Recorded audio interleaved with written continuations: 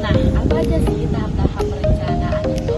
Nah, yang pertama yaitu menentukan tujuan, kedua yang analisis situasi dan juga lingkungan, ketiga menentukan premis perencanaan, keempat menentukan alternatif tindakan, yang kelima mengevaluasi alternatif tindakan, keenam memilih rencana terbaik, yang ketujuh menentukan rencana turunan, yang kedelapan yaitu melaksanakan perencanaan, dan yang terakhir yaitu yang analisis rencana yang sudah dilakukan.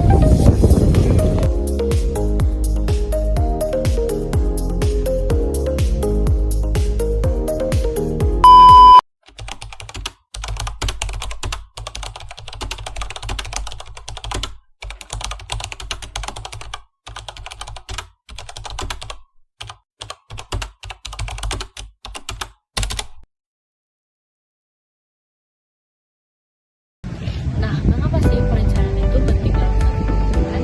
Ada beberapa alasan nih teman-teman. Yang pertama, dikarenakan jika ada perencanaan, maka kita dapat menentukan tujuan ataupun arahan yang akan kita laksanakan di kemudian hari. Nah, yang kedua, yaitu kita dapat menentukan cara terbaik ataupun langkah-langkah terbaik yang akan kita lakukan. Yang ketiga, kita dapat menyusun skala prioritas berdasarkan sesuatu yang penting atau berdasarkan tujuan ataupun kondisi tertentu. Itu kita dapat menentukan ataupun memperkirakan hal-hal yang akan terjadi ataupun yang akan kita lakukan. Dan yang terakhir yaitu kita dapat mengevaluasi setiap tindakan sebagai alat ukur.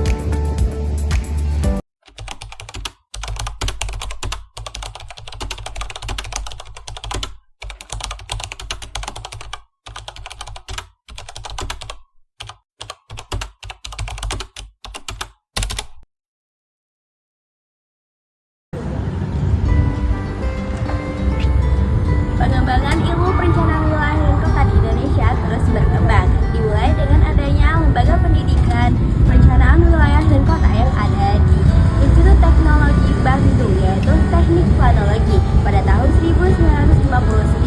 Sejak saat itu, ilmu perencanaan wilayah dan kota di Indonesia terus berkembang dan semakin meluas ke seluruh perguruan tinggi yang ada di Indonesia. Pada awalnya, aspek perencanaan lebih kepada fisik dan teknis, tetapi seiring berjalannya waktu, berkembang menjadi lebih komprehensif dengan memasukkan aspek sosial, ekonomi, dan lingkungan. Dengan itu, prospek karya bidang perencanaan wilayah dan kota dapat mencakup lebih banyak bidang. Menurut Ernest R. Alexander, perencanaan dapat mencakup 5 peran, yaitu administrator teknis, mobilisator, mediator, entrepreneur, dan advokat. Menurut MIT pada tahun 2023, perencanaan dapat menjadi manajer, perancang, regulator, advokat, pendidik, evaluator, dan futuris. Hal ini pula yang membuat ilmu perencanaan wilayah dan kota di Indonesia semakin dan terus berkembang hingga saat ini.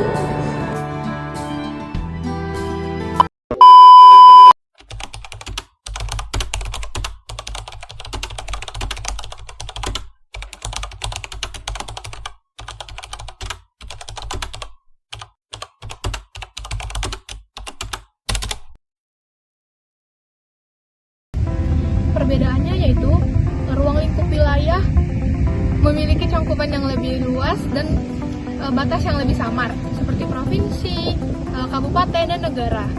Sedangkan ruang lingkup kota memiliki wilayah administratif yang lebih jelas dan biasanya lebih kecil.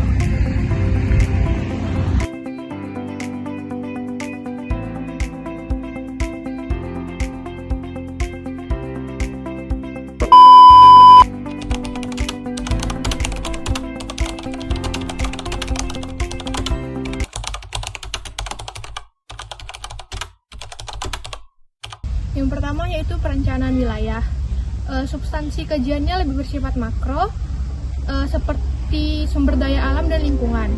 Produk perencanaannya bisa berupa rencana tata ruang wilayah atau RT/RW provinsi, dan yang kedua yaitu rencana pembangunan jangka menengah daerah atau RPJMD. Dan yang kedua yaitu perencanaan kota.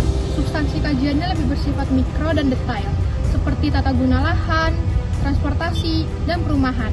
Dan contoh produk perencanaannya yaitu yang pertama adalah rencana tata ruang wilayah atau RT/RW kota, dan yang kedua yaitu rencana detail tata ruang atau RDTR kota.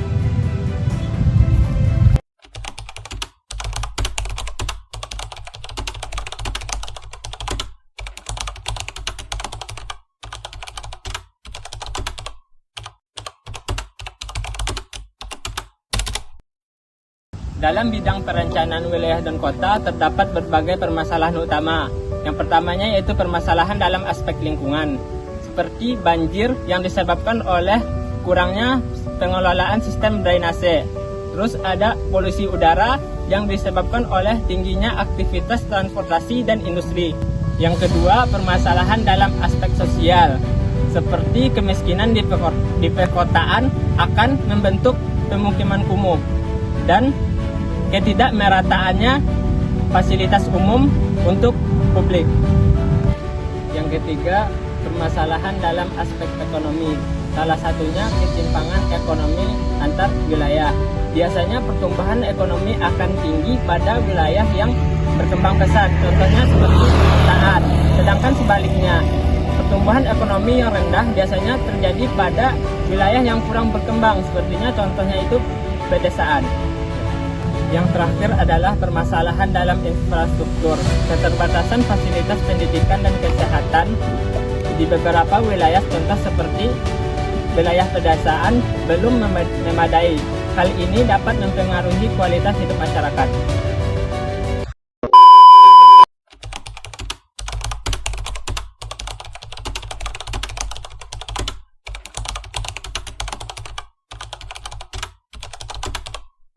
Oke, selanjutnya ada kesimpulan dari mata kuliah dasar-dasar perencanaan wilayah dan kota, yaitu yang pertama memberikan pemahaman bahwa perencanaan merupakan sebuah proses yang menyeluruh, sistematis maupun berorientasi jangka panjang untuk menciptakan bangunan yang lebih tertata, efisien, dan berkelanjutan. Perencanaan juga tidak hanya fokus terhadap pembangunan fisik seperti infrastruktur maupun pengaturan tata ruang, tapi juga ada berbagai aspek seperti aspek sosial, ekonomi, budaya, dan lingkungan. Melalui kuliah ini kita memahami bahwa wilayah dan kota merupakan sistem yang kompleks dan pendekatan terhadap perencanaan harus menggunakan analisis data dan partisipasi masyarakat.